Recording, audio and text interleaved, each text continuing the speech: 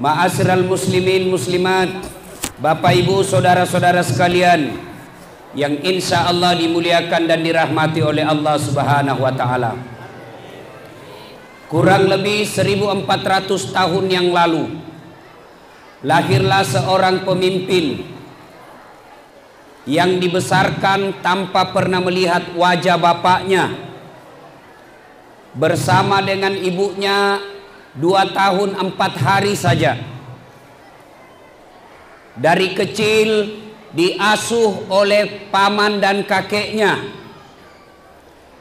kemudian besar penuh dengan penderitaan dan cobaan, dihina oleh sekampungnya, dan puncak penderitaannya diusir dari kampung kelahirannya.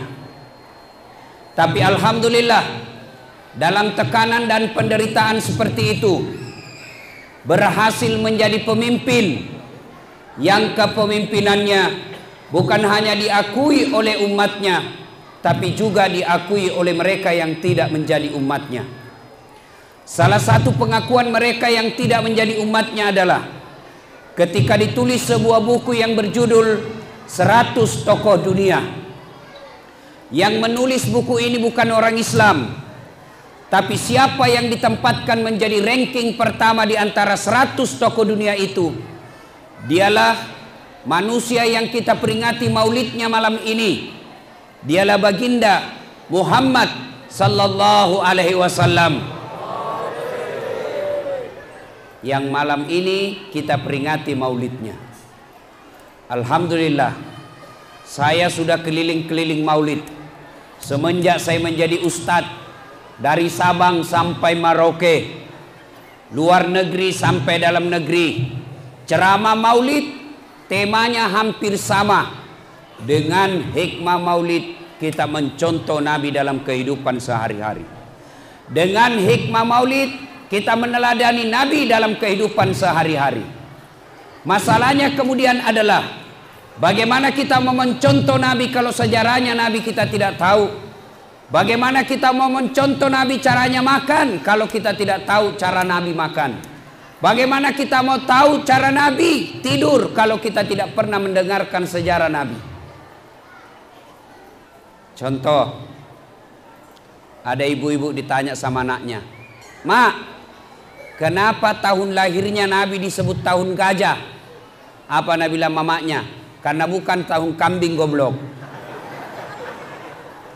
Balik tanya bapaknya, "Pak, kenapa kan disebut tahun gajah?" Apa Nabi bilang bapaknya? "Kenapa saya kau tanya? Apa gunamu sekolah?" Coba. Begitu ditanya siapa nama artis yang menyanyikan lagu Asian Games, nah tahu semua itu. Nah ibu bapak saudara-saudara sekalian, bagaimana anak-anak kita mau mencontoh Nabi kalau sejarahnya Nabi dia tidak tahu? Nah, pada taklim kita kali ini, kita juga ingin melakukan perayaan maulid. Tujuannya apa? Saya tanya ibu bapak, datang perayaan maulid ini tujuannya apa? Mau dapat songkolo? Madodo culemu bos. Apa ibu? Telur. Nggak bosan-bosannya telur. Kemarin telur, tadi malam telur, ini mau telur lagi. Telur terus, nah pikir. Apa adik-adik? Datang perayaan maulid ini tujuannya apa? Mau ketemu Ustaz Das'ad. Kecil gitu Ustaz Das'ad. Tapi kita datang maulid kali ini karena sebagai cinta kita kepada Rasulullah. Tapi lebih penting dari itu, pulang dari maulid ini kita mampu mencontoh dan meneladani Nabi. Saya tanya dulu, kalau ada yang jawab saya kasih hadiah. Adik-adik, ini adik-adik bukan orang tua. Siapa yang tahu tanggal kelahirannya Nabi? Ayo angkat tangan. Anak-anak bukan orang tua. Ayo, siapa? Siapa? Siapa yang tahu? Angkat tangan, saya kasih hadiah. Nah ini sini. Ya, cepat. Saya kasih kau hadiah bos. Ya. Sebelum kau menjawab pertanyaan, ada passwordnya. Passwordnya adalah siapa namanya neneknya Ustadz Dasad. Jawab kok. Siapa namanya nenekku?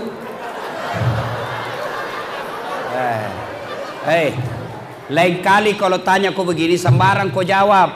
Bilang kau saja Badulati. Belum tentu nih yang tahu juga, semua yang ada di sini belum tentu dia tahu. Nah, pertanyaannya adalah sebutkan tanggal kelahiran Rasulullah. 12 Rabiul Hari apa? Senin. Tanggal? 12 Rabiul Awal. Bulan? Tidak tahu? Nah, karena kau sudah terlanjur naik, ku kasih kau hadiah. Lain itu uangnya Ustadz dengan uang Kapolres, lain rasanya. Coba. Masih ingat waktu kecil dulu saya cepat sekali tahu sejarah Nabi. Kenapa? Tunggu dulu. Siapa yang ngatur sound system ini? Turunkan anunya, eho-nya. Jangan pakai eho. Cek. Ya. Bassnya dia tiadakan. Bass. Kasih naik treble-nya. Treble. 1, cek. Bassnya masih tinggi. Cek.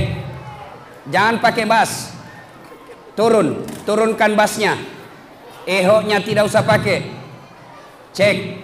Sudah mulai bagus. Bassnya masih tinggi. Cek. Kita bukan mau menyanyi. Nah, waktu saya kecil dulu cepat sekali saya tahu sejarahnya Nabi. Kenapa? Mamaku ada lagunya seperti ini di kampung.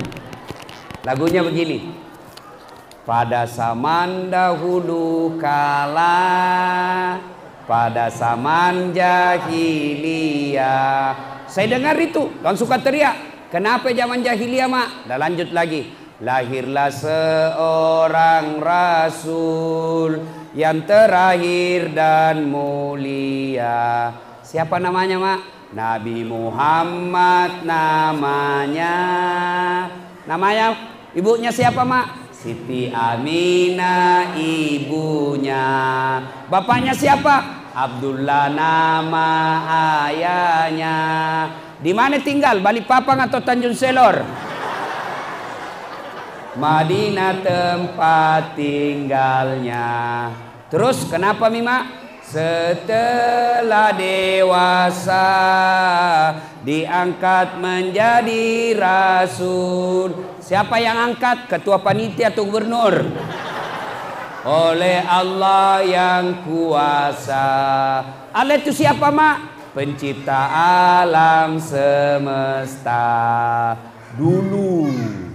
Itu lagu ibu-ibu dulu. Nggak sarjana. Tapi lagunya bisa cerita tentang Nabi. Dari sebaik lagu itu kita tahu siapa Nabi terakhir, siapa mamaknya, siapa bapaknya, di mana tinggal, apa tugasnya. Bahkan dalam lagu itu ada tauhid di dalamnya. Siapa Allah? Pencipta alam semesta. Dulu. Sekarang lagu-lagunya ibu-ibu milenial apa? Yo ayo, yo ayo, beleng-beleng. Apa? Yo ayo, yo apa? Yo makan bakso. Yang lebih parah lagi, mau pulang suaminya, apa lagunya? La panggil aku si Jablay. Abang jarang pulang, aku jarang dibelai. Nah sambung anaknya, pulang-pulangku berbadan dua. Nah ibu bapak, saudara-saudara sekalian, pada maulid kali ini pertama perlu saya jelaskan bagaimana hukumnya melaksanakan perayaan maulid. Ini dulu. Kenapa? Banyak sekarang anak muda bingung. Kenapa bingung? Satu ustadz bilang bid'ah maulid, bid'ah, tidak pernah pada zaman Nabi, itu mengada-ngada, mereka bid'ah, sesat masuk neraka. Masa gara-gara kita cerita sejarah Nabi kita masuk neraka? Nenekmu punya neraka? Ada tong itu orang sedikit-sedikit bid'ah, belajarnya agama melalui YouTube. Baru 3 bulan belajar agama lewat YouTube, baru 2 menit habis kuotanya. Coba, saya ini belajar agama di kelas, bukan di YouTube. Di kelas kita bahas peringatan maulid. Memang tidak ada pada zaman Nabi, tapi kita lakukan sekarang. Salah satu tujuannya karena kita ingin memperkenalkan sejarah Nabi, bercerita tentang sejarah Nabi. Mudah-mudahan setelah dia tahu nabinya begini hidupnya, dia bisa menteladani Nabi. Ya. Nah ini ya. Berikutnya kita cerita dulu tentang sejarah Nabi. Ibu-ibu yang ada anaknya tolong diamankan. Tuh berkeliaran anaknya di atas. Langsung itu tidak mau akui anaknya, siapa anak itu. Nah, banyak kisah pada zaman Nabi, tapi yang terbatas saja. Yang banyak saya lihat fenomena yang harus kita lakukan sekarang. Apa itu? Contoh, sejarah Nabi 1, kisah Nabi. Nabi, salah satu kebiasaan beliau, kalau pulang dari dakwah, Aisyah sudah sediakan teh, air panas. Nah biasanya Nabi minum, romantis itu Nabi Pak. Diminum, kasih lagi istrinya. Minum 1 teguk, kasih istrinya. Tapi pada saat itu Nabi minum, tidak dikasih istrinya. Aisyah mulai curiga. Kenapa ini biasanya kalau sudah diminum dikasih saya. Minum Nabi tidak dikasih. Minum lagi kedua kalinya, tidak dikasih. Nunggu-nunggu Aisyah, tidak dikasih juga. Akhirnya Aisyah menyinggung. Kayaknya ada yang kasih minum di luar ini. Akhirnya Nabi memberikan air minumnya itu. Begitu diminum, apa yang terjadi? Tiba-tiba dia minum Aisyah, langsung dia buang. Puh! Kenapa? Ternyata Aisyah salah memberi resep. Apa? Dia kira gula, ternyata garam. Coba, Nabi begitu sayangnya sama istrinya, tidak mau menyakiti hati istrinya, tetap diminum dengan senyum. Hanya karena Aisyah mulai cemburu, akhirnya dia kasih. Tidak mau katakan, minum kok.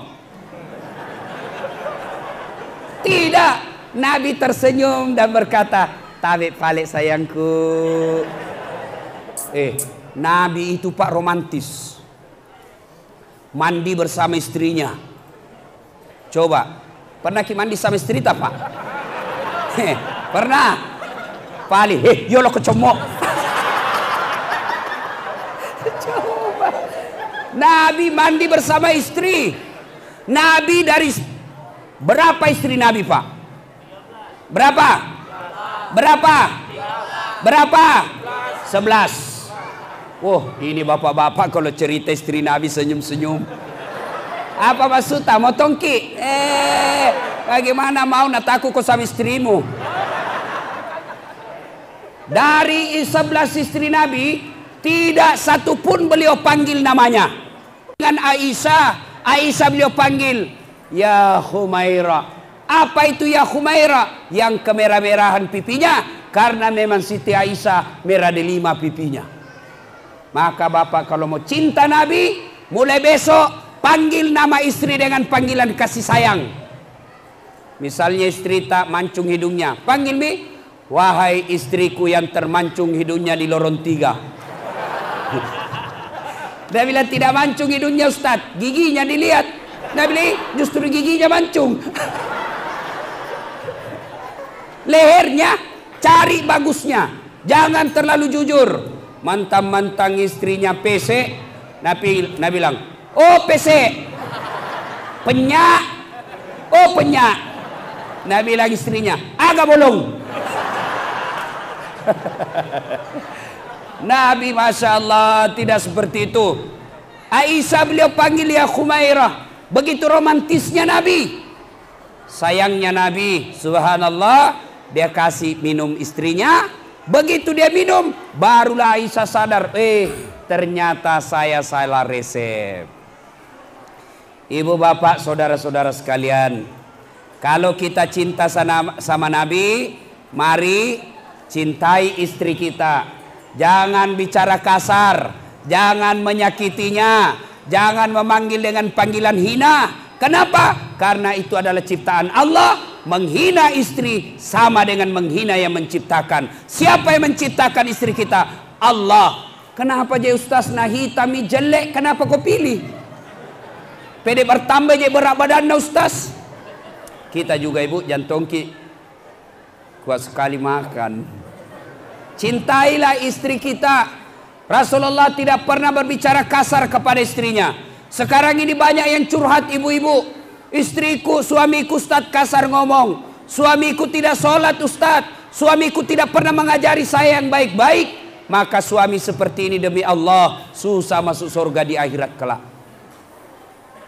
Kata Nabi, bukan umatku suami yang tidak tahu menghargai istrinya. Bahkan dalam Islam boleh seorang suami berbohong untuk apa? Menyenangkan hati suaminya. Ada 3 bohong yang boleh dalam Islam. Apa itu? 1, bohongnya seorang suami untuk membahagiakan istrinya. Contoh, ulang tahun ki pak, suami tak pergi beli baju, nah belikan ki kemeja. Ini istri tak kodon, tidak gaul, tidak tahu warna. Nah belikan ki warnanya, masya Allah jelek betul. Nah bungkus, lalu dia bilang, Pak selamat ulang tahun. Kita buka, baru dalam hati, dede, jakna warnanya iya. Lalu istri tak bertanya, bagaimana Pak? Bagus sih. Wih, masya Allah. Tidak ada yang kalah bagus ini di Tanjung. Itu bohong boleh. Kenapa? Menyenangkan hati istri. Tapi kalau dia jujur pada saat itu, bisa malah menyakiti hati istrinya. Kasih baju hadiah, Pak bagaimana? Langsung dia bilang suaminya, bodoh memang tongko kau. Tidak ada mu tahu. Masa salah, berat badan, tinggi, lah bolong, jelek, melisi kau baju, salah-salah sih. Bagaimana tidak sakit hati orang begini. Rasulullah sangat menghargai istrinya. Kalau cinta sama Nabi, mulai hari ini perlakukan istri dengan sebaik-baiknya. Coba yang berikutnya lagi. Rasulullah sallallahu alaihi wasallam tidak pernah keluar kamar. Beliau setiap masuk kamar sudah ada sisir beliau. Begitu keluar sudah rapi rambut beliau karena menghargai istrinya. Coba amalkan ini be. Pak masuk kamar, subhanallah, sudah dirapikan rambutnya. Keluar kamar sudah bersih rambutnya. Pernah jadi begitu Pak? Ayo bapak-bapak, biasanya kita ditegur sama istri, Pak kasih rapi-rapi saya itu rambut saya. Apa kita bilang? Kenapa kasok? Banyak sekali mau kau urus. Rasulullah tidak seperti itu. Kalau kita cinta sama Rasulullah, mari memuliakan istri. Dengan cara apa? Tutur kata yang sopan. Berikan contoh teladan yang sebaik-baiknya. Ibu-ibu saya tanya, mau punya suami seperti Rasulullah? Mau ibu? Mau? Itu Rasulullah. Coba baca itu Barasanji. Pernah dengar Barasanji? Terjemahkan dalam bahasa Bugis. Itu akan dia bilang dalam bahasa Bugisnya, Nabi ta alena mato tepengi wajunna, alena mato sesai wajunna. Rasulullah itu beliau yang cuci bajunya, beliau yang rapikan tempat tidurnya, beliau sendiri yang menyetrika seandainya ada setrika, beliau sendiri yang rapikan bajunya, beliau yang sediakan makan untuk diri beliau. Nah, kalau kita kira-kira kita mencuci, kita menyetrika, kita yang masak, kita bersihkan tempat tidur, bisa Pak? Bisa? Bisa? Alasan. Coba kita lihat bapak-bapak, jangankan yang begitu, anak kita saja nangis, anak tak menangis, langsung dia bilang istri tak, Pak, Ala saya lo kasih anakmu ambil dulu anakmu. Apa dia bilang? Urus kau sendiri itu anakmu. Saya kadangkala kasihan ada ibu-ibu curhat, lagi hamil tidak diurus sama suaminya.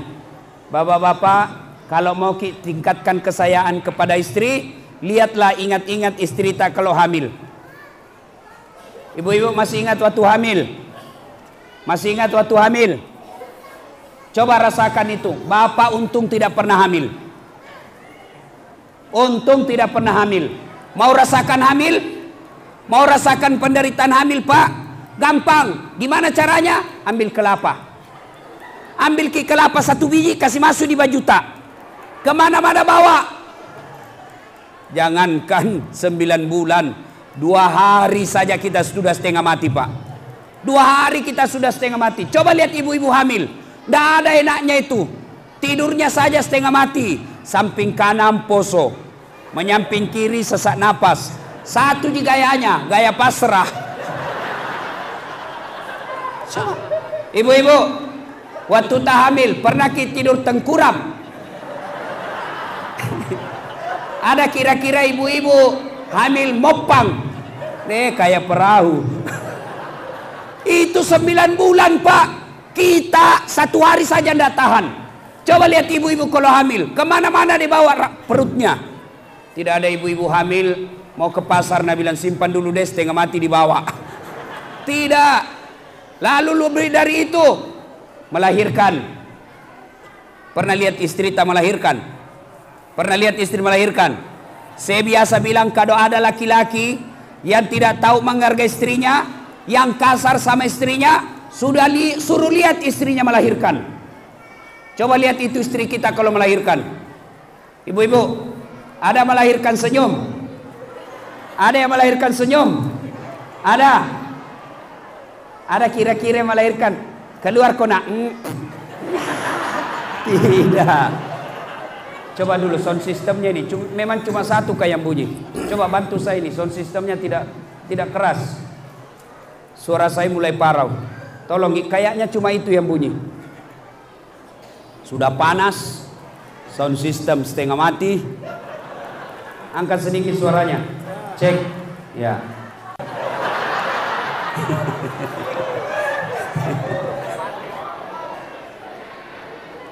Cek.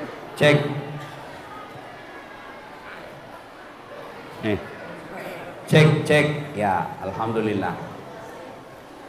Ibu bapak, saudara-saudara sekalian, Rasulullah sangat pandai membahagiakan istri. Apabila kita ingin mencontoh Rasulullah pada maulid ini, muliakan istri. Ada yang bilang begini, Ustadz, istriku suka marah-marah. Lihat ke Umar. Umar bin Khattab pernah waktu beliau jadi presiden, ada rakyatnya suka marah-marah istrinya. Marah saja kerjanya istrinya. Suaminya lalu ingin melapor kepada Umar. Dengan niat ke rumah Umar melaporkan istrinya. Begitu dekat dari rumah Umar, tiba-tiba ini yang mau melapor, dilihat juga Umar dimarah-marahi sama istrinya. Wah, Umar juga dimarahi. Tidak jadi, dia pulang. Besok dia ketemu Umar. Ya Amirul Mukminin, saya lihat Anda kemarin dimarah-marah sama istri. Kok Anda diam-diam saja? Dengar jawaban Umar, Pak. Ini laki-laki. Dengar jawaban Umar. Saya tidak marah, karena begitulah cara saya berterima kasih kepada istriku yang telah hamil dan melahirkan anakku. Coba bayangkan. Kata Umar, saya tidak marah, saya biarkan dia marah. Kenapa? Begitulah cara saya berterima kasih kepada istriku yang telah hamil dan melahirkan anak saya. Bagaimana mencoba kita yang melahirkan, Pak? Nah, kita baru saja disuruh singgah beli pembalut, marah-marah. Saya pernah jadi korban. Saya pulang ceramah takziah, tiba-tiba mamanya cek, SMS, Ustaz, habis pembalut. Saya bilang mati, mudah-mudahan tidak kenal ke ini jamaah. Singgahlah saya di toko. Begitu saya bayar, tiba-tiba ada majelis taklim kenal saya. Ustaz, beli pembalut. Langsung saya balik, saya bilang, biar Mi daripada saya melahirkan. Tenang perasaan. Iya Pak. Bapak kalau ada yang kurang ajar sama istri, lihat istri kita melahirkan. Saya waktu melahirkan istri saya, panik saya Pak. Paling kalau laki-laki, stresnya kapan? Ketika dia ngidam. Paling kita menderita laki-laki kalau istri ngidam.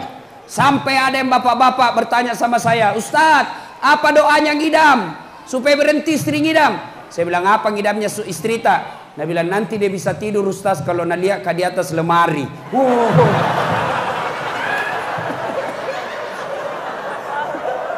Nah kena kuabala. Saya berhenti, dia kasih bodoh-bodoh ke istrimu. Jadi kalau istrinya mau tidur jam 10, setengah 10 sudah naik lemari.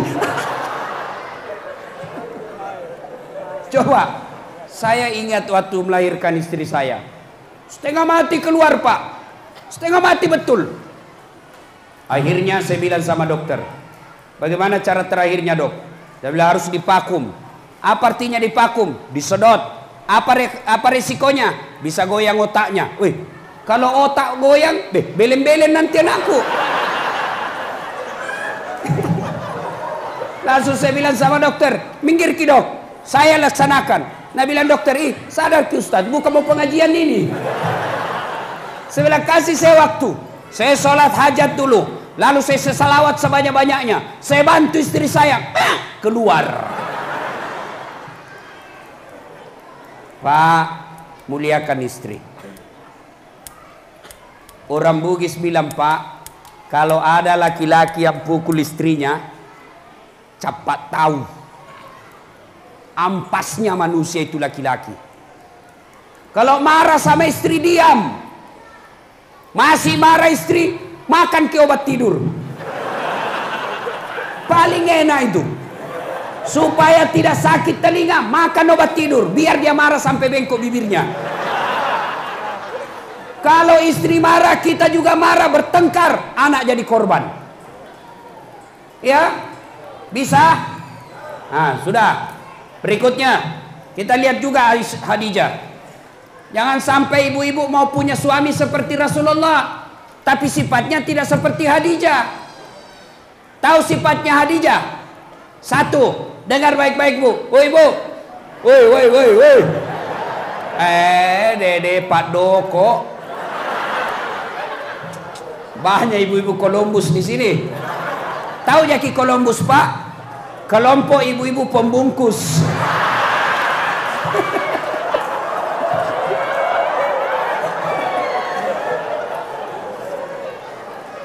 Sudah dapat satu kotak dan bilang belum pi. Lah Bu aja. Nah, dengar Bu. Halo Ibu. Nabi pada usia 40 tahun kan tiap hari ke Gua Hira. Gua Hira beliau berpikir, kenapa ini rakyat Mekah menyembah berhala? Mereka menyembah patung. Mereka menyembah patung Latta, Manat, Uzza dan Hubal. Nabi naik ke atas Gua Hira merenung. Kepekaan sosial. Pada tanggal 17 Ramadan datang malaikat Jibril memeluk Nabi dan berkata, Iqra, baca Muhammad. Nabi bersabda, saya tidak tahu membaca. Jibril ulang, Iqra, baca. Saya tidak tahu membaca. Baca. 3 kalinya akhirnya Nabi mengucapkan, Iqra bismi rabbikal ladzi khalaq, dan seterusnya sampai ayat 5. Pulang. Nabi kedinginan, menggigil Pak. Maramangi, gigil Nabi, kedinginan. Sampai di rumah Nabi. Lalu Nabi berkata kepada istrinya, wahai istriku tersayang, selimuti saya kedinginan. Masya Allah. Nabi beberapa hari tidak pulang. Pulang ke rumah kedinginan, minta diselimuti. Ibu-ibu, kalau suami tak begitu, kira-kira apa jawaban tak? Bu, halo Ibu. 3 hari suami tak menghilang. Ditelepon-telepon tidak ada jawaban. Tiba-tiba pulang kedinginan, selimuti kah Bu? Langsung kita selimuti. Iya.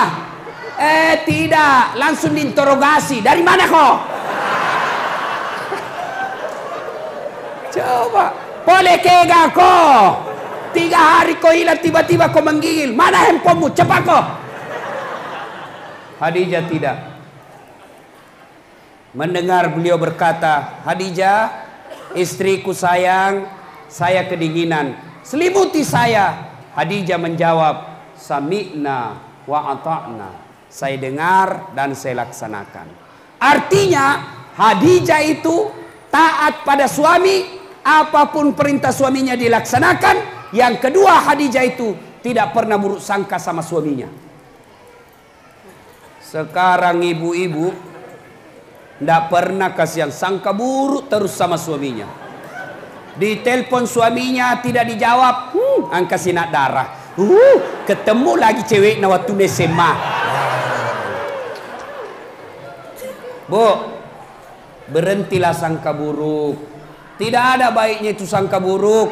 Sangka buruk tidak bisa tenang perasaan. Sangka buruk memecahkan persaudaraan. Sangka buruk bikin jiwa kita sengsara. Telepon suami tidak dijawab, sangka baik. Oh, berarti suamiku lagi sholat duha. Telepon suami tidak dijawab. Oh, berarti suamiku handphonenya di bawah sadel motornya dia tidak lihat. Telepon suami tidak dijawab. Oh, berarti suamiku lagi buang air besar. Masa dia mau terima telepon sambil buang air besar? Di mana kau cedep? Maka sangka baik. Suamiku ditelepon tidak dijawab. Oh, berarti suamiku kasihan, dia lagi sholat. Tenang perasaan. Berhentilah sangka buruk. Sangka buruk tidak ada enaknya. Contoh, cerita ini cerita warung kopi. Suami istri 7 tahun tidak punya anak. Di tahun ke-8 dia ke dokter. Lalu dokter berkata, diperiksa tak. Oi, alhamdulillah ibu sudah terlambat 2 bulan. Senang. Dia telepon suaminya, Pak, alhamdulillah saya sudah terlambat 2 bulan. Nah, bilang suaminya, alhamdulillah dek, tapi jangan kau dulu cerita-cerita, nanti lagi tidak jadi, malu kita. Oke, sepakat jangan cerita. Iya, tidak cerita-cerita. Beberapa hari kemudian datang petugas PLN di rumahnya. Assalamualaikum. Waalaikumsalam. Kata ini ibu, siapa ya? PLN. Kenapa Ki Pak? Ibu terlambat 2 bulan. Kenapa bisa ditahu ini? Pasti suamiku lagi cerita ini. Mulai sangka buruk. Langsung sangka buruk. Lakena sinatandra. Pasti ini suamiku cerita. Pulang suaminya di kantor dimarah-marahi sama bosnya. Di jalan kempes bannya. Kepanasan. Lapar. Baru buka pintu langsung buka. Pembohong dan tongkol kau. Apa orang baru datang pembohong? Kenapa kau cerita saya terlambat 2 bulan? Siapa bilang? Itu PLN dah tahu. Nah, bilang suaminya, kenapa bisa PLN tahu? Marah juga suaminya, dia pergi kantor PLN. Ada apa kau tahu-tahu istriku terlambat 2 bulan? Apa urusanmu? Bagaimana kau bisa tahu? Nah, bilangi, ada catatannya.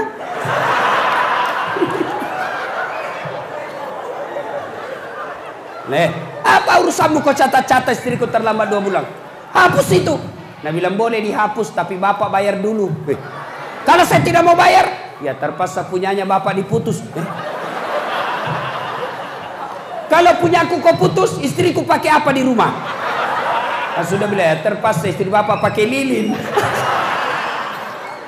Coba, berhentilah sangka buruk. Ya, sangka buruk tidak baik. Baik sangkalah terus. Baik kepada istri, terutama kepada keluarga. Apalagi kepada Allah Subhanahu wa Ta'ala. Sangka baik. Yang berikutnya, dari kisah tadi ini, Khadijah itu apa yang disuruhkan suaminya langsung dilaksanakan. Sami'na wa ata'na, saya dengar dan saya taati. Mari bandingkan istri-istri zaman sekarang. Coba lihat istri-istri sekarang. Makutu. Yang ketawa ibu, saya serius ini. Lakutu. Makutu mabu aja. Coba lihat itu ibu-ibu, Masya Allah. Pak, Bu, masih ingat Ki dulu ibu-ibu kalau mau bikinkan kopi suaminya? Masih ingat? Masih ingat? Susahnya itu dulu perempuan dulu kasihan bikin kopi untuk suaminya. Gimana caranya? Dia pergi dulu beli kopi. Kopi biji-biji. Kenapa? Beli kopi biji lebih murah daripada kopi yang sudah jadi. Biji-biji. Sudah itu dia goreng. Jangan membayangkan menggorengnya zaman itu pakai kompor gas. Pakai kayu. Ada itu bambu kecil-kecil, dia pakai meniup. Naik semua itu debu naik masuk di telinganya. Coba kira ibu-ibu dulu. Hidung ini, Dik. Nah, hidung. Sudah itu dia goreng. Sudah goreng, sudah jadi kopinya? Belum. Ditumbuk. Dia tumbuk. Makanya istri-istri dulu kasihan perempuan dulu, tangannya tidak ada yang mulus. Semua mata lo cicak. Itu yang ada kayak kelereng-kelereng di sini. Coba paling menderita ibu-ibu dulu kalau parut kelapa. Coba kalau parut kelapa ibu-ibu dulu. Langsung tas senggol, berdarah. Berdarah semua tangannya, tapi tidak mengeluh. Paling dia bilang Allahumma shalli ala sayyidina Muhammad. Ibu-ibu sekarang coba parut. Begini kalau istri suami sedikit sekali gajinya. Langsung suaminya salahkan. Sudah tumbuk, sudah jadi kopi? Belum. Baru dia tapis. Sudah dia tapis, dia jemur. 1 hari prosesnya baru jadi kopinya. Capek, tapi alhamdulillah. Bapak-bapak dulu sebelum pergi sawah, sebelum turun sawah, kopinya sudah siap di meja dengan kepulan asap yang masih hangat. Perempuan dulu Riolo Romai. Sekarang ibu-ibu tidak ada bikin kopi suaminya. Padahal tinggal beli saset saja di warung, 3 in 1. Ada kopinya, ada gulanya, ada susunya. Masih malas bikinkan suaminya kopi. Mana buktinya Ustadz? Lihatlah di Tanjung ini kalau pagi-pagi penuh warung kopi oleh bapak-bapak. Setengah mati cari uang dari bikinan kopi. Weh. Alah bu. Pulang, coba deh itu ibu-ibu sekarang. Pulang ke kantor, nonton itu sinetron, peleng India. Nah pegang itu remote, nggak mau lepas. Nangka kakinya satu. You can see kelihatan bulu kalepaknya. Ada mie kacang di depannya. Nah lihat itu sinetron, peleng India, balik lihat suaminya. Dalam hatinya nak bandingkan suaminya Sahrul Khan. Masya Allah. Disuruh sama suaminya, Bu, capek kayak ini kasihan baru pulang kantor carikan ke uang. Pikiran saya kedong itu, mau kak mandi air panas. Capek kak kasihan, mudah-mudahan enak perasaanku sudah mandi air panas. Apa nak bilang istrinya? Lalena, kak jabe sekali, mau mandi air panas, kok kira murah gas? Padahal dia hanya mau nonton, bukan karena gas. Bagaimana suami kita tidak kawin lagi? Sekarang susah perempuan. Tidak mau suaminya poligami. Marah kalau suaminya poligami. Tapi dia tidak layani suaminya dengan baik. Pananakan. Datang mertuanya nama marah-marahi. Datang saudaranya, suaminya tidak pernah enak mukanya. Baru 2 hari datang mamanya, suaminya. Langsung bertanya, kapan ki pulang mak? Gimana suami kita tidak tersinggung? Maka istri yang baik, ayo pada maulid kali ini jadilah istri seperti Khadijah. Lalu ada yang bertanya dan curhat sama saya, Ustadz, suamiku kok tidak bagus betul agamanya, dia tukang judi, tidak sholat, narkoba, apa saya minta cerai Ustadz? Cerai bukan jalan keluar. Apa jalan keluarnya? Sabar, doakan suami tak mudah-mudahan dapat hidayah. Dan itu enak jadi perempuan ibu. Kalau suami tak suka makan barang haram, suaminya tidak sholat, tapi istrinya baik agamanya, insya Allah istri tetap masuk surga, suami masuk neraka nanti. Beda kita laki-laki Pak, biar suaminya imam masjid, suaminya guru ngaji, Senin Kamis dia puasa, rajin dia tahajud, tapi istrinya tidak pakai jilbab, istrinya Ramadan tidak puasa, istrinya tidak sholat, istrinya tukang gosip, suaminya tidak bagus agamanya, tapi istrinya tidak baik agamanya. Sebelum istrinya masuk neraka, suaminya dulu di depannya. Maka hati-hati Pak, didik itu istri dengan sebaik-baiknya. Ibu juga tidak boleh keluar rumah tanpa izin suami. Nah, Bapak saudara-saudara sekalian, kisah yang berikutnya. Minum dulu. Nabi, dengar baik-baik. Usia dalam kandungan Nabi baru 2 bulan. Wafat bapaknya. Lahir sudah yatim. Coba, lahir Nabi sudah yatim, tak ada yang bapaknya. Baru 4 hari setelah dilahirkan, dibawa ke ibu susunya. Sampai sama dengan Halimatus Sa'diyah 4 tahun. Usia 4 tahun baru kembali.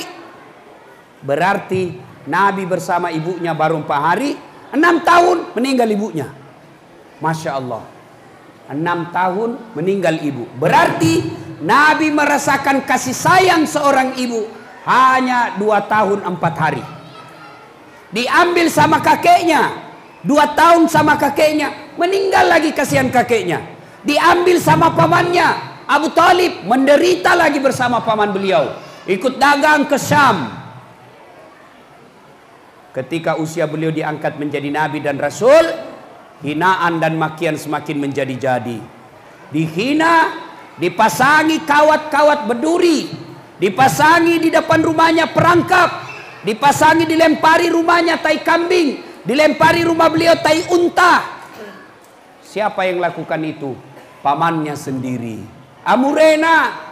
Bahkan hidup perang, beliau berperang di Uhud, dia lihat pamannya sendiri Hamzah meninggal di depan matanya, dicabik-cabik, dibelah dadanya oleh perempuan Hindun di depan matanya Nabi.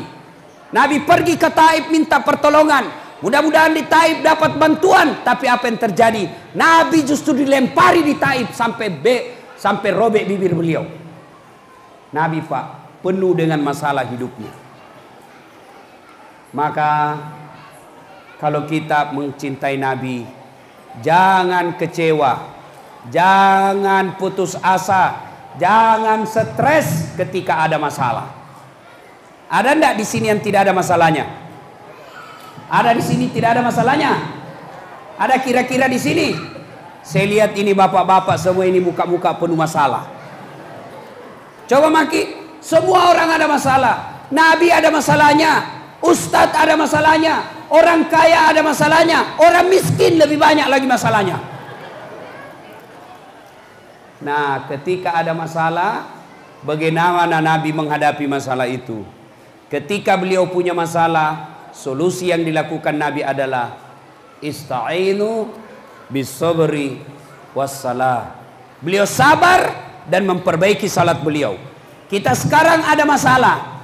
Coba saya kasih contoh yang namanya hidup penuh masalah. Adik-adik waktu kuliah apa masalah tak? Apa masalah? Mau sarjana. Sudah sarjana selesai masalahnya? Tidak, muncul masalah baru.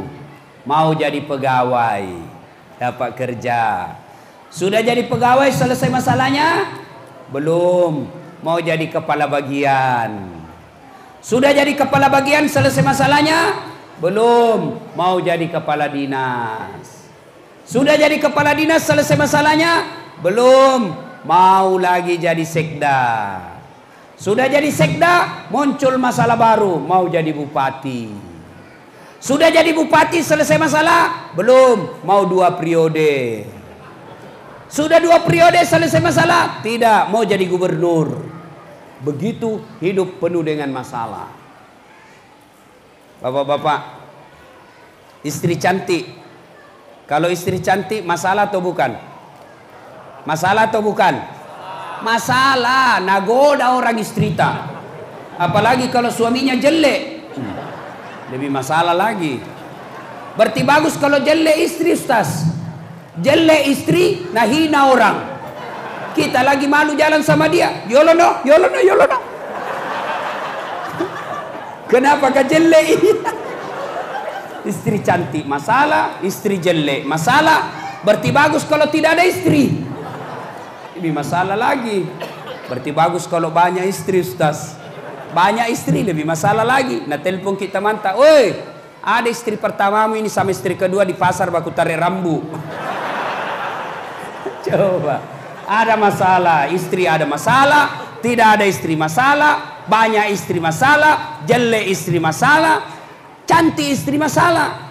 Apa masalahnya dulu waktu tidak ada mobilnya? Mau punya mobil. Sudah ada mobilnya, selesai masalahnya? Tidak, cicilannya kasih pusing.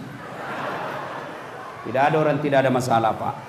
Maka ketika ada masalah, kata Allah, perbaiki solatmu. Tidak ada keselamatan bagi mereka yang tidak solat. Kalau saya lihat ini, alhamdulillah muka-muka rajin solat. Saya baik sangka saja, Pak. Saya ini semua ini saya lihat ini saya teropong semua rajin solat. Apalagi kalau Jumat, Masya Allah. Tapi alhamdulillah kalau sudah solat, mari tingkatkan. Hikmah yang keempatnya adalah jangan pernah solat kecuali berjamaah. Alhamdulillah masjid. Saya dapat berita ini masjid, Pak, penuh dengan jamaah. Apalagi kalau subuh.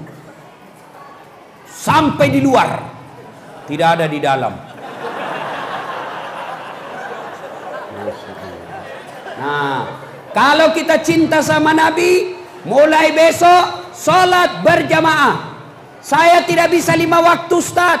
Duhur, subuh, susah bangun. Duhur di kantor, asar capek, maghrib baru pulang kerja. Aisyah tidak ada, Isya saja dulu. Sholat jamaah di masjid. Kenapa orang Islam malas sholat jamaah? Apa sebabnya kira-kira kita malas sholat jamaah? Satu, karena kita tidak tahu pahalanya. Mau tahu pahala berjamaah? Dengar baik-baik. Kata Nabi, siapa yang wudhu dulu? Dia wudhu dulu dari rumahnya. Lalu dia ke masjid sholat berjamaah. Melangkah kaki kanannya, 1 pahala. Melangkah kaki kirinya, gugur dosa kecilnya. Jadi kalau rumah tak 200 meter dari masjid, PP 400 meter. Berapa langkah kaki? Apalagi kalau putar-putar ki dulu.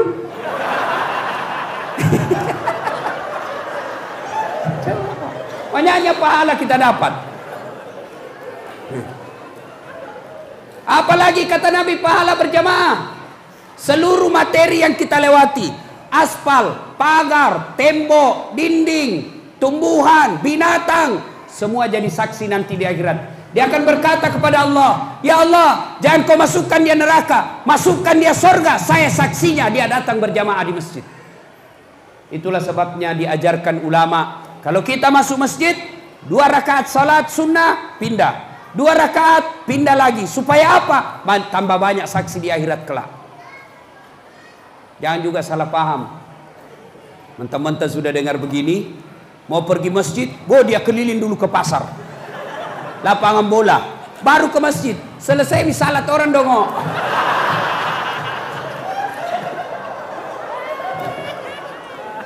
Apalagi keutamaan berjamaah.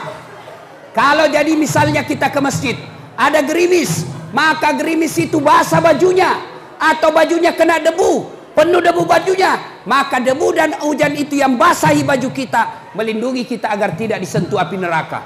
Basah baju tidak usah cemas, yang basah itu melindungi kita nanti agar tidak disentuh api neraka.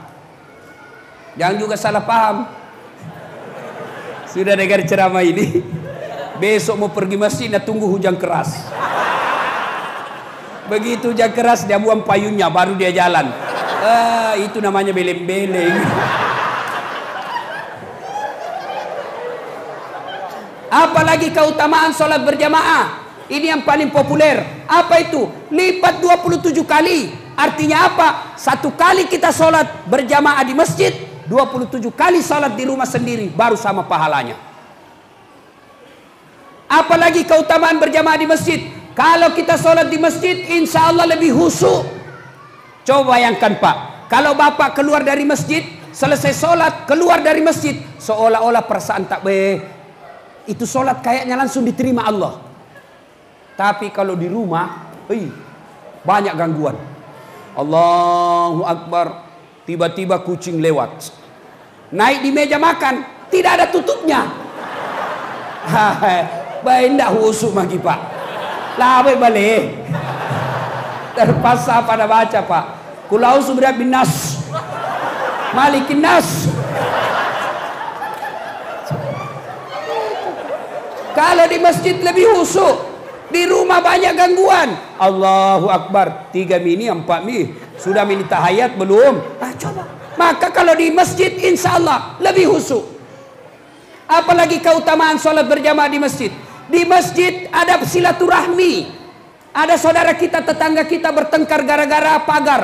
Bertengkar gara-gara anak kita. 2 tahun tidak baku bicara. Lalu kita datang di masjid. Kita lihat, oh ini dia di samping. Maka begitu dia berdiri, langsung kita duduk berdiri juga di sampingnya. Dia sudah takbir, kita juga takbir. Allahu Akbar. Begitu Assalamualaikum, kita tunggui. Dia balik ke kanan, kita tunggu. Begitu dia balik ke kiri, kita balik kanan. Assalamualaikum. Tidak mungkin dia balik langsung. Apa kau? Tidak. Apalagi keutamaan sholat berjamaah di masjid. Ada yang doa bersama. Meskipun ada juga ini yang mengatakan doa bersama bid'ah, masuk neraka. Masa gara-gara doa bersama kita masuk neraka, bos? Luasnya itu neraka. Sorga kasih masuk. Kena luas sekali itu sorga. Doa bersama bid'ah. Ada juga itu begitu Pak. Baru suka duduk paling depan. Selesai Assalamualaikum, Assalamualaikum. Langsung dompat. Tidak tahu salam-salam karena bilang bid'ah. Kalau di kampungku kau begitu, nak bilang korang boro, sombong. Doa bersama, itulah imam. Kalau kita baca doa bersama Pak, kasih dengar jamaah. Baca yang umumnya orang paham itu doa, kasih dengar jamaah. Jangan sampai kita berdoa tidak didengar jamaah. Akhirnya jamaah asal amin saja. Amin. Amin. Panas sekali. Siapa tahu yang anak muda imam bujang, ya Allah berikan kami jodoh. Nabi bilang bapak di belakang, amin. Nabi bilang juga istrinya di belakang, amin. Berarti ibu kabulkan suaminya kawin lagi. Apalagi di masjid. Insya Allah di masjid Pak, kalau kita datang berjamaah tidak ada gangguan-gangguan, maka datang berjamaah ke masjid.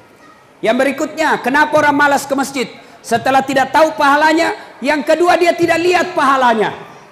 Andai saja ketua pembangunan masjid mengumumkan, siapa yang datang sholat berjamaah di masjid, maka dikasih beras 50 kilo, uang 200.000. Jam 5 sholat subuh, jam 2 subuh sudah penuh masjid.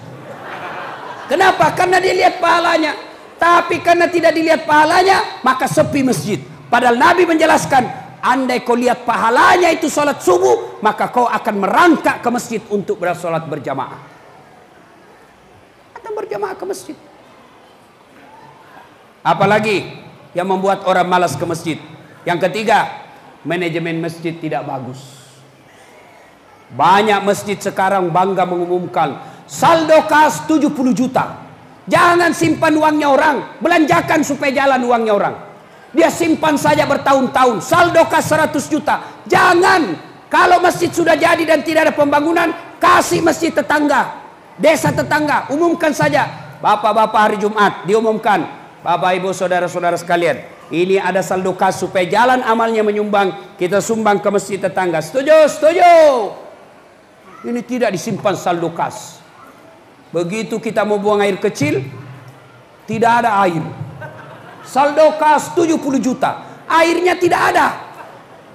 Masih baik kalau air kecil kita tidak dapat air Pak, masih bisa didatek-datek sedikit.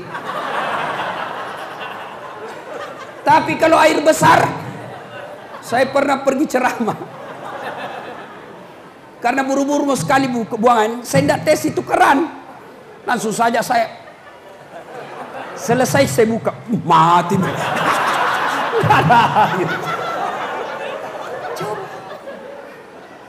Apalagi manajemen masjid yang tidak bagus. Ya, Pak, ada masjid depan rumah saya bangun Pak, tapi nyaman.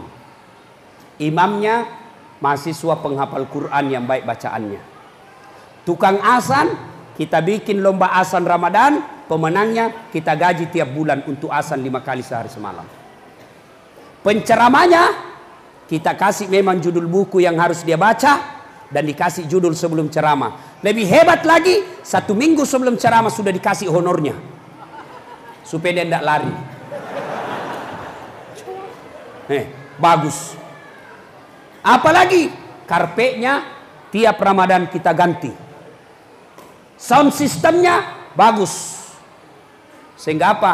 Orang rajin menyumbang di masjid. Kenapa? Karena dia pikir sumbangannya dia nikmati sendiri.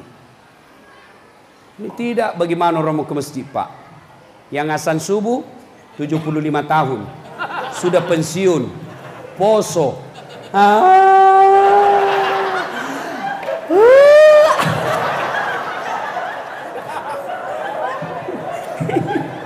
Masuklah gagah-gagah Pak. Masya Allah. Karpetnya sudah 4 kali orang lebaran tidak pernah diganti-ganti. Begitu kita sujud tercicak di dapak. Sound sistemnya begitu takbir Allahu Akbar langsung story. Mau diperbaiki sudah makin takbir. Terpaksa ditahan 10 menit. Penceramanya dari salam pertama sampai terakhir neraka terusnya cerita. Kau bakal ditusuk pantatmu linggis, digunting lidahmu, tusuk telingamu, keluar di kiri. Udah bilang anak muda zaman kau pemis dibikin takut aku. Iya toh?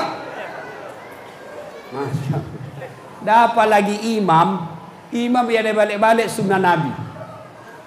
Nabi jelaskan, kalau kau jadi imam ringkaskan bacaan solatmu. Ini sekalinya jadi imam, baik, napa nih bicang. Baru mau takbir, lama memang nih Pak.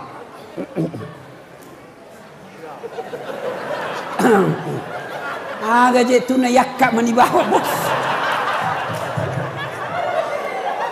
Ada juga itu imam begitu Pak.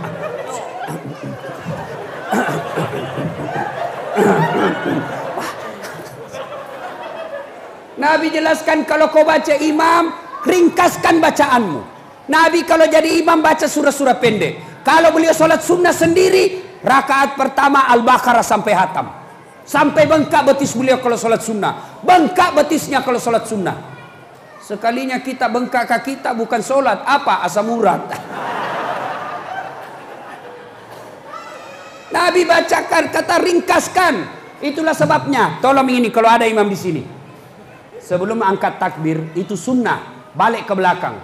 Salat jami rahimakumullah. Salat jami rahimakumullah. Tujuannya apa? Kita lihat pasukan tak. Kalau banyak orang tua kasihan jangko kasih panjang-panjang. Musese tomatoe. Sudah kasihan remati.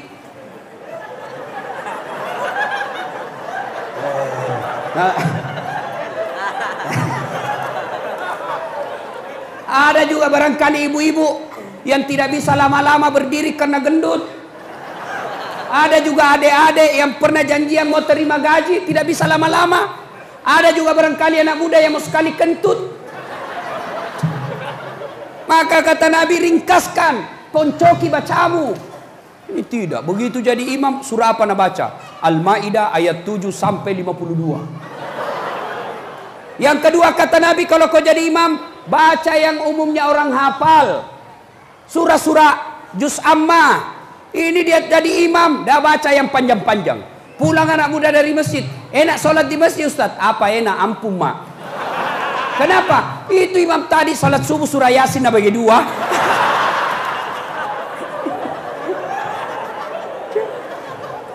Baca yang apa tujuannya Nabi anjurkan? Apa tujuannya Nabi anjurkan membaca bacaan yang umumnya orang hafal? Apa tujuannya? Satu, supaya jamaah bisa khusyuk ikut. Coba kalau imam baca qul huwallah, jangankan orang dewasa, anak-anak ikut juga. Kenapa? Dia hafal. Kul huwallahu ahad, Allahu samad. Nah hafal ki. Tapi kalau imam membaca surah Al-Maidah ayat 51 sampai 100, maka imam membaca husuk dengan bacaannya, makmum menghayal di belakang. Dia mau ikut, tidak dihafal, mau ruku, belum selesai, menghayal mi. Nah baca semua pengumuman.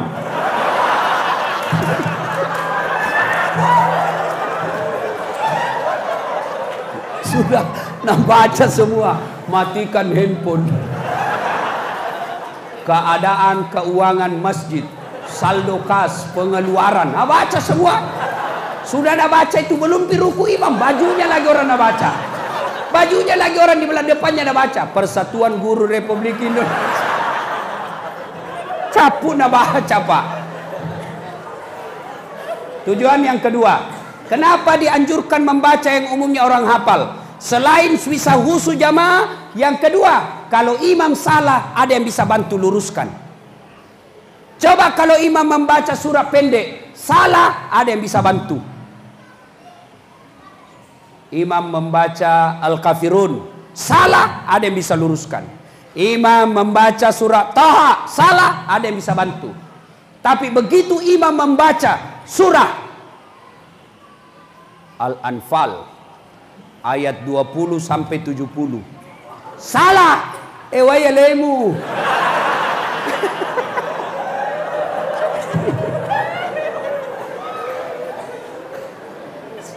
Ada cerita ini pak, cerita warung kopi, tidak tahu benar atau tidak, cerita gini.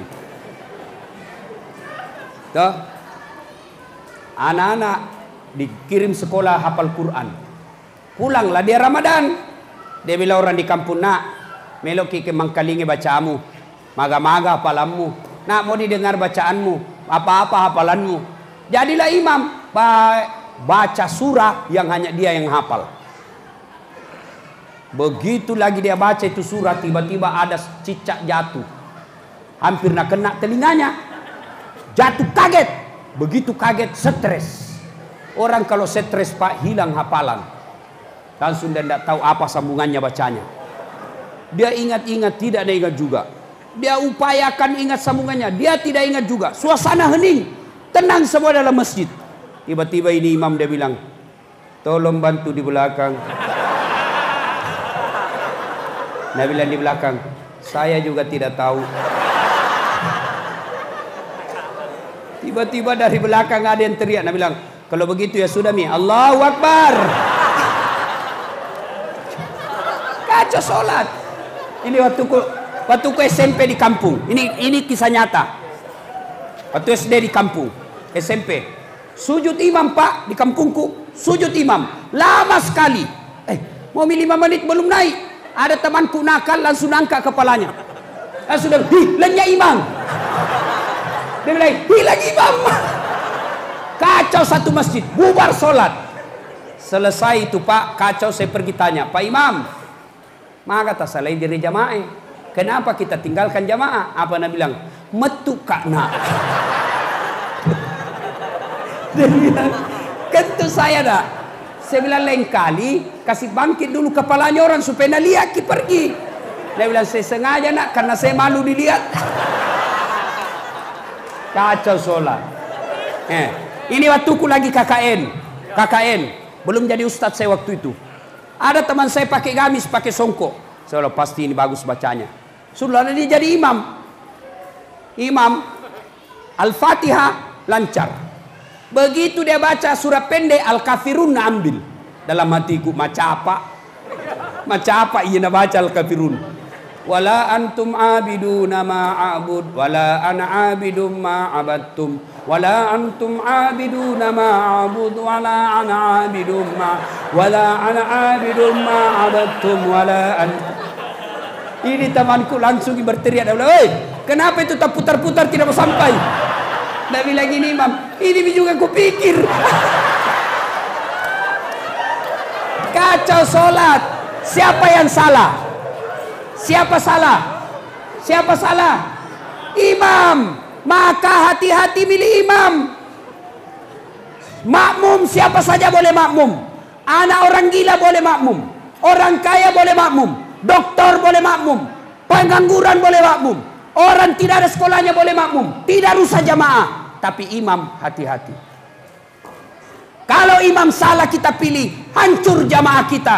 Maka insya Allah 2019 Indonesia akan milih imam. Hati-hati milih imam. Kalau salah kau pilih imam, bukan cuma 5 tahun, maka agamamu akan ternista. Hati-hati. Jangan milih imam karena sekampung. Jangan milih imam karena satu partai. Jangan milih imam karena nak kasih ke proyek. Jangan milih imam karena nak kasih ke baju seragam. Pilih yang baik agamanya. Tidak boleh orang tepuk tangan, bos. Tidak boleh. Ya, hati-hati, Pak. Kenapa lagi orang biasa malas ke masjid? Salah satu sebabnya ada juga orang paham dalam masjid yang rasa-rasanya hanya dia mau masuk surga. Ada juga itu. Nah, ganggu ki sholat. Mulai takbir, nangkap memang lebar-lebar. Nasi kuning, Pak. Baik kalau ndak pakai jitawas. Sudah itu baca Al-Fatihah kayak mau nagigit telinga tak? Ada juga begitu. Allah. Bismillahirrahmanirrahim. Santai mah bos.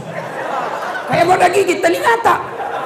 Ada lagi itu yang biasa orang bilang, Ustaz ada juga kasih malas kasih ke masjid. Kenapa? Suka ngeganggu kaki kita. Ada juga yang begitu. Hah? Boleh, tapi tanya dulu. Kalau kita mau kasih baku sentuh kaki di bawah, tanya dulu di samping tak? Pak, tidak apa-apa saya kasih rapat-rapat kakiku sentuh jari-jari tak? Kau nak bilang iya, tidak apa-apa dek. Kau nak bilang jangan dek, kau ganggu konsentrasiku. Jangan. Saya tanya kenapa begitu? Supaya rapat saf. Kalau saf mau rapat, bukan jari-jari kasih baku sentuh. Tapi apa? Bahu ini. Ini. Bisa jadi kaki baku rapat, saf renggang.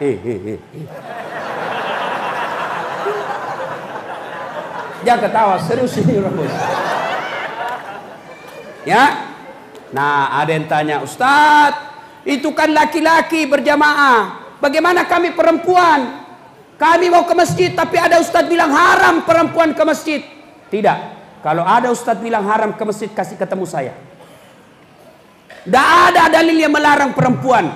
Nabi cuma menjelaskan, wanita tidak dianjurkan ke masjid. Tidak dianjurkan. Tapi kalau mau ke masjid, jangan dilarang. Kenapa dulu-dulu tidak dilarang, tidak dianjurkan? Kenapa dulu tidak dianjurkan? Karena dulu perempuan kalau keluar diculik dan diperkosa. Dulu. Sekarang Tanjung Selor aman. Tapi kalau gadis usia-usia 20 tahun di rumah saja. Nanti kau alasan pergi berjamaah, kopi pacaran di jalan. Tapi kalau ibu-ibu usia 60 tahun, silakan. Tidak ada orang tergoda. 65 tahun bau minyak gosok, gigi palsu, kacamata kayak pantak botol. Tidak ada mi orang tergoda, ibu. Siapa mau culik bikin susah. Ayo Bapak Ibu, hikmah maulid, ayo hidupkan jamaah. Alhamdulillah saya lihat sekarang Pak, masjid-masjid mulai ramai jamaah. Satu yang dikatakuti orang non muslim Pak, satu ditakuti oleh musuh-musuh Islam. Kata mereka, kalau umat Islam sholat subuhnya sudah seperti sholat Jumat, maka hati-hati kalian, hancur kok. Dek naleko agak-agak seleng. Itu untuk tidak takutkan. Makanya hidupkan sholat jamaah. Saya di Makassar ada komunitas namanya Suling. Apa itu? Subuh keliling. Suling, subuh keliling. Sudah itu lanjut dengan kulibas. Apa itu? Kuliah 15 menit. Sudah kulibas apa lagi? Ngopi, ngobrol perkara iman. Ya. Berpastabikul khairat. Anak-anak kita ajar ke masjid. Saya ingat ibu saya tidak ada sekolahnya Pak. Tapi saya ingat sekali itu, kalau azan subuh, nah kasih bangun ki dulu. Bagus caranya. Subuh nak, motoko, lo masih gie. Nah, 2 kali 3 kali nak kasih begitu, masih tidak bangun, sapu nambil. Kita pukul ki langsung nak kasih goyang itu sapu lidik kedengaran langsung makin lompat. Bersyukur Bapak Ibu, yang menyediakan kayu untuk anaknya supaya dia ke masjid. Tapi apa orang tua sekarang? Pagi-pagi tidak ada bilang sholat subuh. Wih, terlambat kau, cepat kau pergi sekolah. Mestinya cepat-cepat, bangun dulu, sholat dulu. Biar kau terlambat pergi sekolah, yang penting kau jangan tidak sholat subuh. Kalau anak tak baik sholatnya Pak aman. Kalau tidak beres sholatnya, biar otaknya baik. Kalau tidak ada sholatnya, bapak rugi jadi manusia. Bapak akan selalu bilang, bahasa Inggris. Jangan biar tidak pintar bahasa Inggris kalau sholatnya baik. Tahu anaknya Ustaz, jago bahasa Inggris. Kenapa kalau jago? Memangnya kalau berdoa nanti pakai bahasa Inggris? Oh my God. Please help me my mother. Oh my God. Can you help me? Bapak saudara-saudara sekalian, berikutnya, kalau kita cinta kepada Nabi, wujud nyatanya. Biasanya kalau ada orang kita cinta selalu disebut namanya. Nabila lagu Nomer Rama. Bila kamu di sisiku, hati rasa syahdu.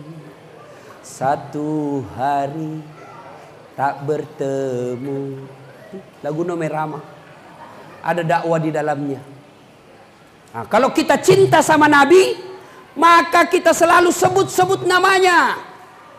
Bagaimana cara menyebut nama? Dengan selawat.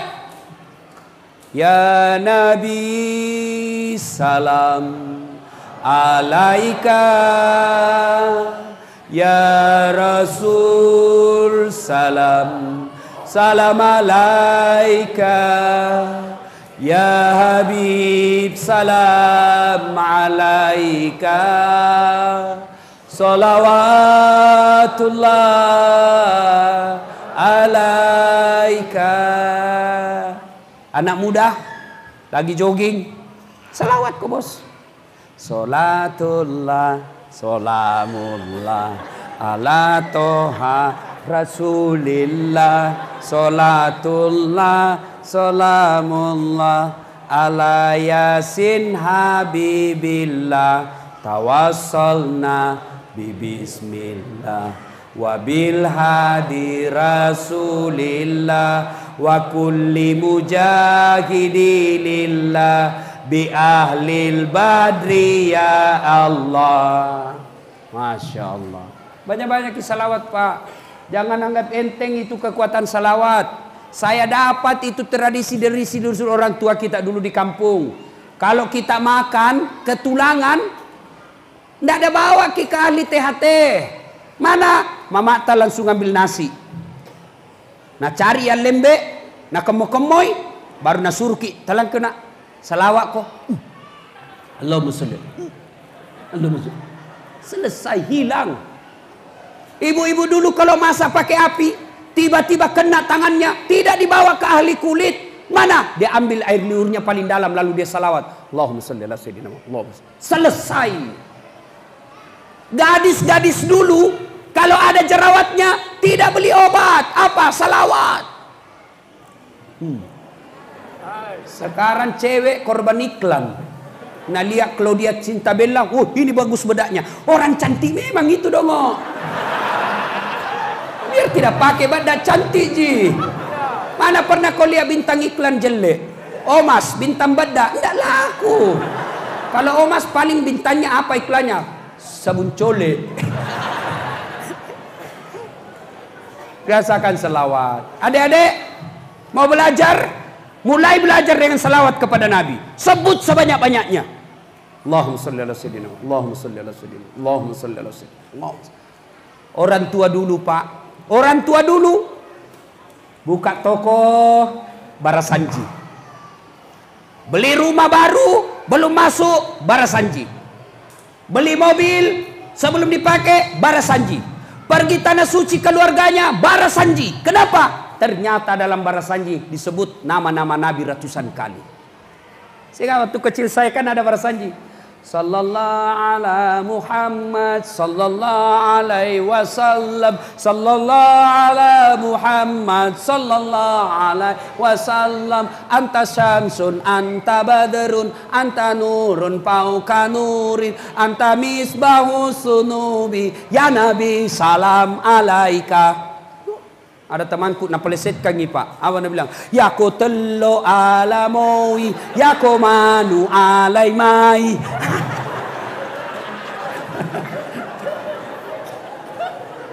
Ya, banyak-banyak berselawat. Jangan anggap remeh. Ibu-ibu, kita ayun anak tak selawat ki. Bapak-bapak lagi bajak sawah, selawat. Cintanya Allah kepada Rasulullah, dengar baik-baik. Ketika Allah perintah puasa, Allah tidak ikut puasa. Ketika Allah perintah haji, Allah tidak ikut menunaikan ibadah haji. Tapi ketika Allah perintah kita untuk selawat, innallaha wa malaikatahu yusalluna 'alan nabi. Allah dan para malaikatnya bersalawat kepada Rasulullah Muhammad sallallahu alaihi wasallam.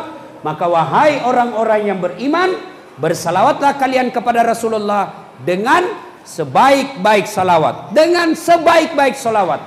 Kita salawat tapi tidak bagus. Muhammad sallallahu alaihi wasallam. Apa artinya itu? Muhammad sallallahu alaihi wasallam.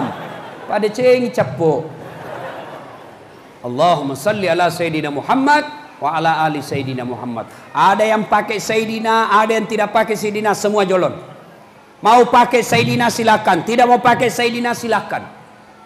Ibu bapak saudara-saudara sekalian, orang yang kita cintai selalu disebut namanya. Kalau cinta sama Nabi, banyak bersalawat kepada Nabi. Yang kedua, kalau kita cinta, maka kita pelihara apa yang ditinggalkan orang yang kita cintai. Ada istri kita meninggal, maka kita pelihara warisan-warisannya. Ada peninggalannya bajunya, ada peninggalan cincinnya, biasanya kita urus.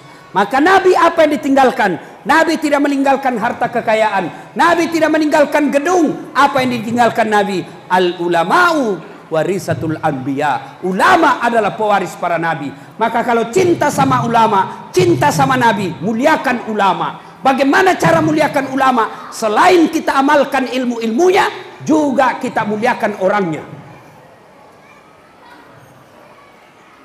Bagaimana memuliakan ulama?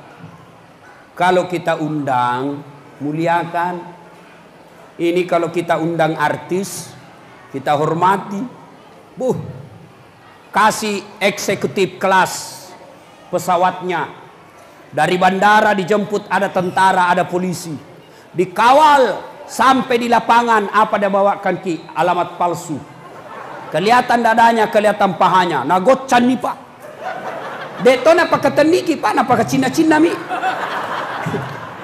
Sudah pulang kasih 50 juta sampai 100 juta. Padahal apa dia bawa? Dia bawakan kita bisa lupa Tuhan.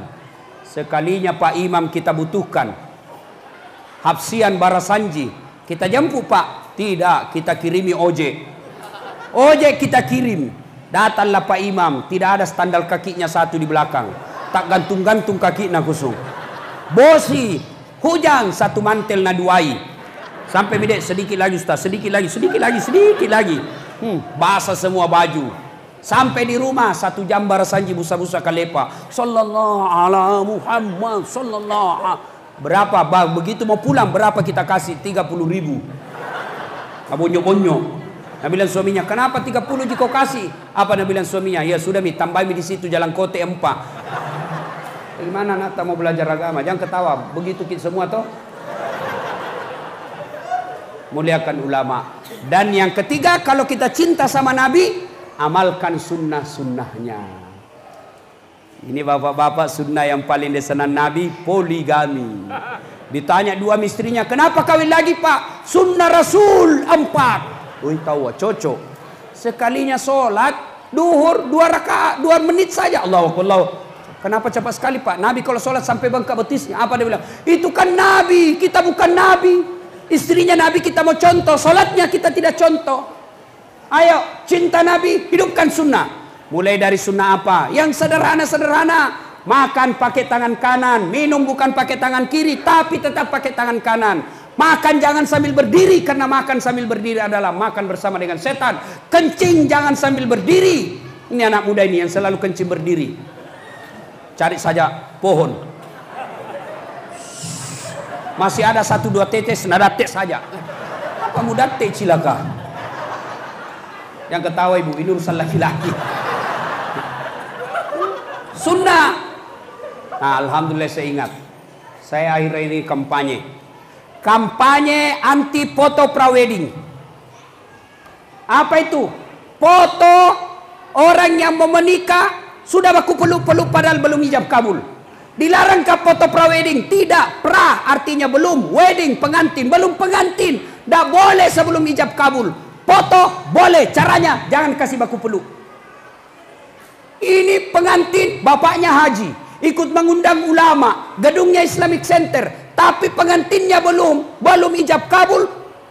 Undangannya sudah baku peluk, itu laki-laki sama perempuan. Nah, belum halal di situ. Mau foto silakan. Caranya apa? Foto laki-laki satu keluarga sebelah kanan sendiri, keluarga laki-laki halaman kanan. Foto perempuan halaman sebelah kiri dengan sekeluarganya. Boleh kalau begitu. Ini tidak. Naik sepeda, pakai payung, mau kopi jual ikan. Apa lagi? Sampai di gedung, kita mau makan, tidak ada kursi. Kita mau berdiri, menginjak-injak sunnah Nabi. Akhirnya apa? Banyak kasihan tamu yang merasa tersiksa, dipaksa makan berdiri. Kenapa? Karena tuan rumah tidak punya kursi untuk mereka yang mau mengamalkan sunnah. Sunnah-sunnah itu. Mandi, sunnahnya yang gampang-gampang, wudhu dulu sebelum kita mandi, itu sunnah. Mau tidur sunnah lagi baca doa, bangun sunnah lagi berdoa. Amalkan sunnah-sunnah Nabi. Begitu salah satu cinta kita kepada Rasulullah Muhammad SAW. Ibu bapak saudara-saudara sekalian, inilah tausiah kita pada taklim kita kali ini. Mudah-mudahan ada manfaat.